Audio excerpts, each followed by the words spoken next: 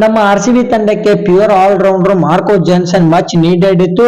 So finally date action ಅಲ್ಲಿ ಯಾವ ರೀತಿ ನಡೀತಾ ಇದೆ, ಆಕ್ಷನ್ ಫುಲ್ ಮಾಹಿತಿ ತಿಳಿಯೋಣ. ಮತ್ತೆ ಮಾರ್ಕೋ ಜಾನ್ಸನ್ ಅವರು ಎಷ್ಟು ಕೋಟಿಗೆ ಬೇಕು, ಅದಕ್ಕಿಂತ ಮುಂಚೆ ಚಾನಲ್ಗೆ ಸಬ್ಸ್ಕ್ರೈಬ್ ಮಾಡದಿದ್ರೆ ನೋಡ್ತಾ ಇದ್ರೆ ಸಬ್ಸ್ಕ್ರೈಬ್ ಮಾಡಿ, ಬೆಲ್ ಐಕಾನ್ ಕೂಡ ಆನ್ ಮಾಡ್ಕೊಳ್ಳಿ. ಆಕ್ಷನ್ ಬಗ್ಗೆ ಯಾವುದೇ ಒಂದು ವಿಡಿಯೋ ಹಾಕಿದ್ರೆ ನಿಮ್ಮ ಮೊಬೈಲ್ಗೆ ನೋಟಿಫಿಕೇಶನ್ ಬರುತ್ತೆ, ಸಬ್ಸ್ಕ್ರೈಬ್ ಮಾಡ್ಕೊಳ್ಳಿ. ಮೊದಲನೇದಾಗಿ ಮಾರ್ಕೋ ಜಾನ್ಸನ್ ಒಳ್ಳೆ ಹೈಟ್ ಇದ್ದಾರೆ, ಒಳ್ಳೆ ಬೌನ್ಸ್ ಬೌಲಿಂಗ್ ಮಾಡ್ತಾರೆ, ಒಳ್ಳೆ ಸ್ಲೋ ಬೌಲಿಂಗ್ ಮಾಡಿದ್ರು ಅದು ಹೆಲ್ಪ್ ಮಾಡುತ್ತೆ ನಮ್ಮ ಚಿನ್ನಸ್ವಾಮಿ ಒಂದು ಪಿಚ್ ಗಳಲ್ಲಿ ಅಂತೇಳಿ ತುಂಬಾ ಸಪೋರ್ಟ್ ಆಗಿರುತ್ತೆ. ಅದೇ ರೀತಿ ಬ್ಯಾಟಿಂಗ್ ಕೂಡ ಮಾಡ್ತಾರೆ, ಒಂದ್ 20 ರನ್ ಲಾಸ್ಟ್ ಅಲ್ಲಿ ಹೊಡೆಯೋ ಕೆಪಾಸಿಟಿ ಕೂಡ ಇದೆ. ಬೇಕಿದ್ರೆ ನೀವು ಬೇಗನೆ ವಿಕೆಟ್ ಬಿದ್ದಾಗ ಇವ್ರನ್ನ ಮಿಡಲ್ ಅಲ್ಲಿ ಕೂಡ ಆಡಿಸಬಹುದು. 10 ಕೋಟಿ ಟಾರ್ಗೆಟ್ ಇರ್ತಾರೆ ಮಾರ್ಕೋ ಜಾನ್ಸನ್ ಅವರು. ಈ ಬಾರಿ ಆಕ್ಷನ್ ಅಲ್ಲಿ ಡೇಟ್ ಆಕ್ಷನ್ ಅಲ್ಲಿ ನಮ್ಮ RCB ಇವ್ರನ್ನ ಪರ್ಚೇಸ್ ಮಾಡ್ಲೇಬೇಕು.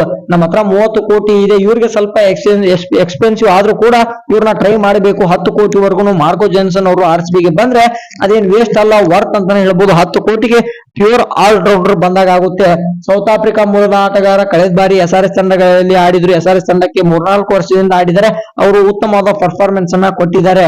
ಅವರು ಬಂದ್ರೆ ಚೆನ್ನಾಗಿರುತ್ತೆ. ನಿಮ್ಮ ಒಂದು ಪರ್ಸನಲ್ ಅನಿಸಿಕೆ ಅಭಿಪ್ರಾಯನ ಕಮೆಂಟ್ ಮಾಡಿ. ಮಾರ್ಕೋ ಜಾನ್ಸನ್ ಅವರು ಬಂದ್ರೆ ಯಾವ ರೀತಿ ಇರುತ್ತೆ ನಮ್ಮ ತಂಡ ಅಂತ.